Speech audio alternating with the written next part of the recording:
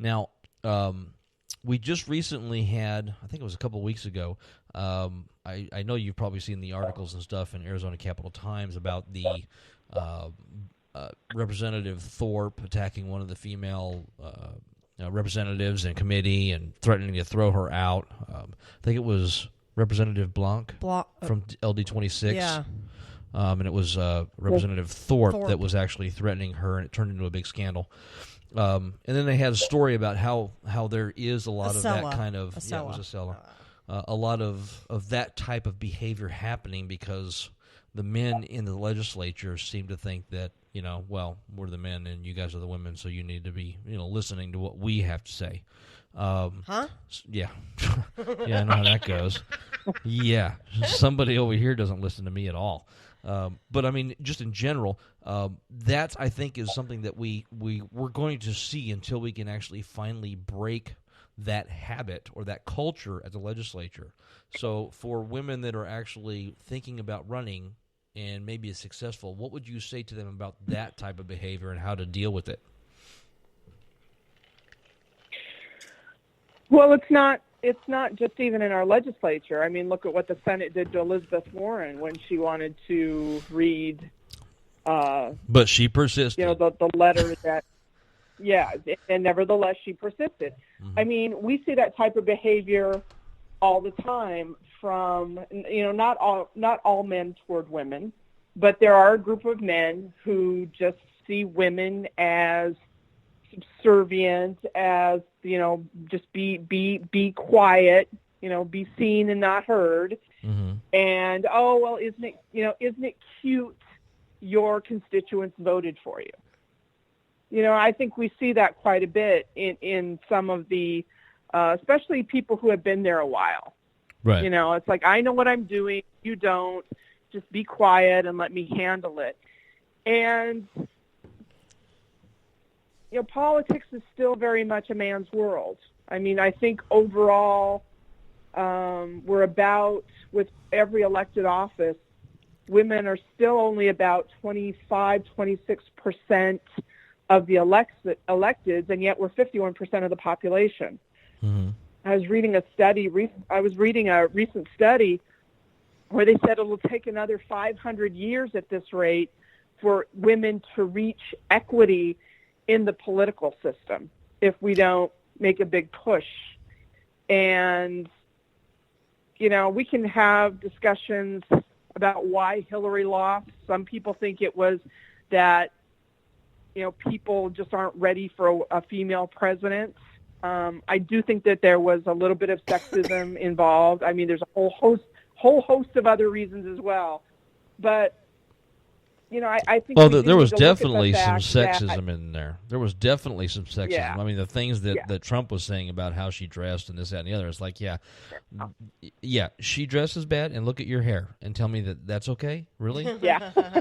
But yeah, we really do need to actually definitely take that 26% or so and push it up to 50 at least, 51, 52%, because it's for example, for us. I mean, we're both we're both secular people, and we have no representation at the Capitol here in Arizona or in Washington, and that needs to change.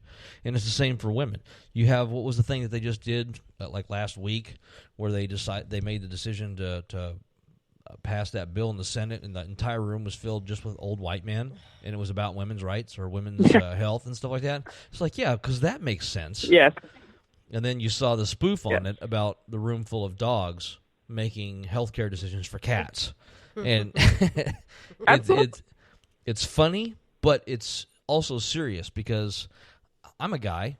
I have no idea why I would ever try to make healthcare choices for Kara or my mom or my sisters or any of that she'd stuff. She'd kick your ass. Yeah, she'd beat my ass. But just in general, I mean, I'm sorry. I'm a guy. I have no idea how, it's not my place. And of course, I was raised by my mom, and, I went through the whole, I'm going to beat your ass if you do this kind of shit stuff. So, but I think when we look at politics in general, we need to change that game from a man's game to an equity game, like you were talking about. And I think that the Emerge Arizona and some of the other, like the Arizona List and stuff like that, are good resources if we can get people motivated. So how do we motivate women to actually want to step up and say, I've had enough, and not ask for permission, but just do it? I think women are motivated. We just need to show them that I don't want to use the words give them permission, but I think we need to let them know that they don't need to seek permission. Because what we see so much of is a lot of times women saying, well, I can't run for that office. And it's like, why not? Well, because I don't have the education, or I don't have the experience, or I'm not a veteran, or there seems to be this perception that you have to meet certain milestones in order to run for office. And that's actually very accurate. That's actually very accurate. I can actually last attest week, to that, yeah. Well, no, even last week, a friend of mine, ours, that we know, actually, I said something about, okay, what office are you going to run for in 2018? And she says, well, I really don't. I don't think I have the qualifications for it. And so what you just said is very, very. I've seen it. It's like I told her. I said, you have every qualification. You care. You want to make a change. That's all you need. I don't know if she's going to listen, but it is a very big stigma to try to break if people feel that they don't have the qualification. Look at these idiots that are at the Capitol. Do you think that half of those people are actually qualified? Look at our to president. If he is not the biggest holy shit, I don't need to. Yeah. I don't need to have any qualifications. I can just basically get into this office and then do whatever the hell I want. Well, it's like the seriously. new education secretary or Department of Education secretary. Oh. She has no fucking education experience whatsoever. It has nothing to do with her sex. It's just the fact that she has no experience. So why appoint somebody to run a department that has no experience in that field? That's like appointing me as a doctor or you as a veterinarian. We don't have the skills to do that. Why would somebody do that? Well, and I'm going to go back to Arizona's Secretary of Education. We many times our superintendent of education. Our superintendent of education, 9 times out of 10, is an elected who's termed out who wants to keep going in the political game. John Huppenthal, Tom Horn. These are not gentlemen who came from education. They came from other offices, but yet they wanted to stay in their political world. So, there's a seat that I can win, and I point that out to people. But it's just like you said, Scott. If you care, and what we're seeing in studies is that women make better politicians because they are more likely to introduce legislation and policies that have to do with civil rights, with health care, with macroeconomics, with protecting the environment.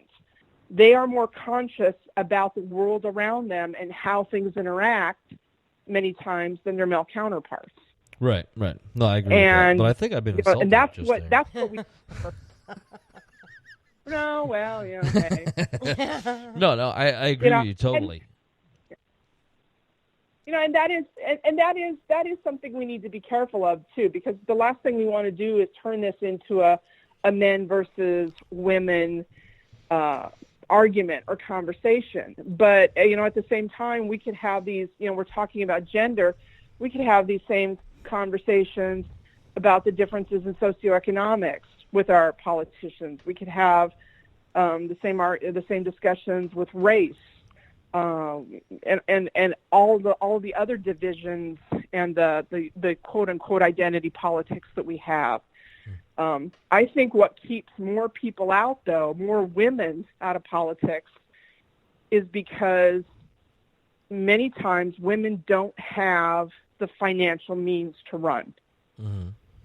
And you guys know this, having run for legislature, if you want to make a serious commitment to running for an office, in many ways you have to put your life on hold for a period of 6, 9, 12 months.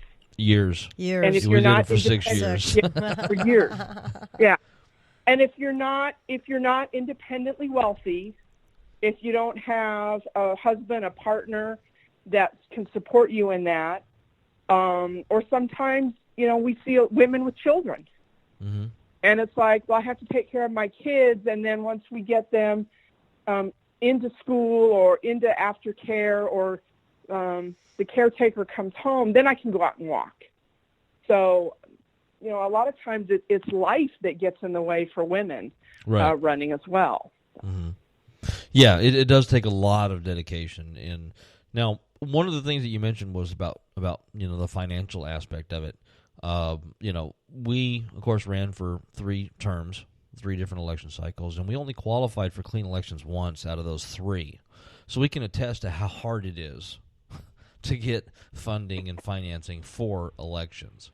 Now, the big hoo-ha about funding at this point, especially in the Democratic side, is, okay, which candidate should be focusing on maybe having clean elections, and which candidate should be focusing on actually trying to fundraise traditional funding.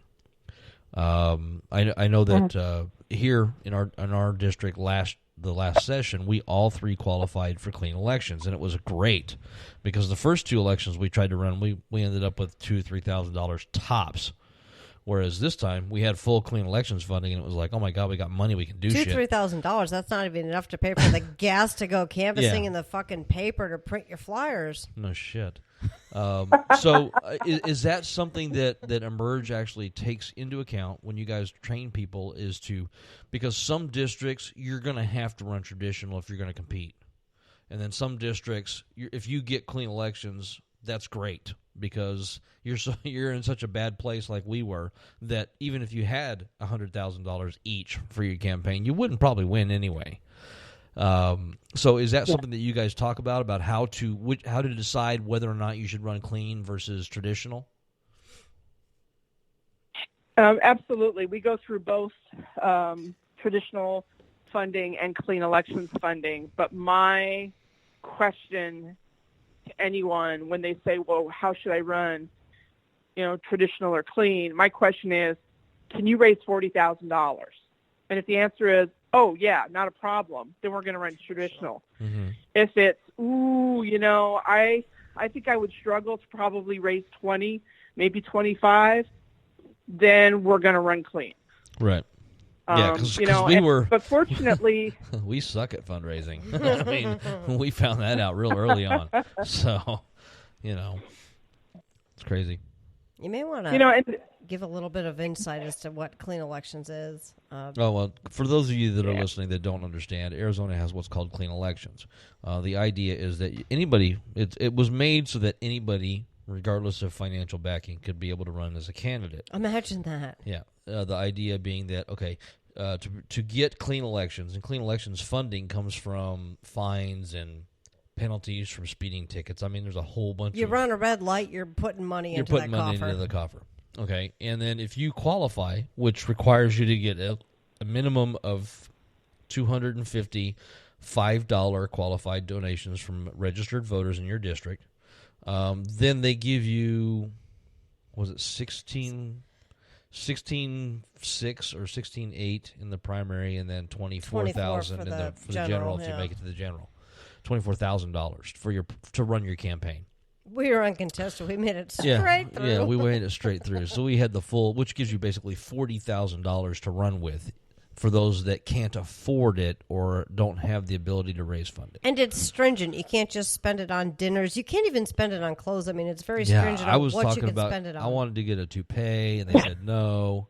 I wanted to get a fucking dress, and it's like, oh, that's against whatever. Yeah, it's against the rules. But I mean, seriously, so it is stringent. It's not just, like, oh, okay, I have $40,000 and I can spend it however I feel. You have to definitely keep up, because Kara got audited for the general election this year. Lucky me. You're the treasurer, so I'm the one that had to do all that shit. You have to be very good record keepers and keep your spending and your expenditures. You can't take donations after you qualify. I mean, there's a whole bunch of stipulations. But it's good when you aren't good at fundraising or don't have the ability to fundraise. It'll work in some districts, but not in others. And if Kara really wanted a nice dress, she should have just borrowed one of yours, Scott. Yeah, it's too big. I'm too tall.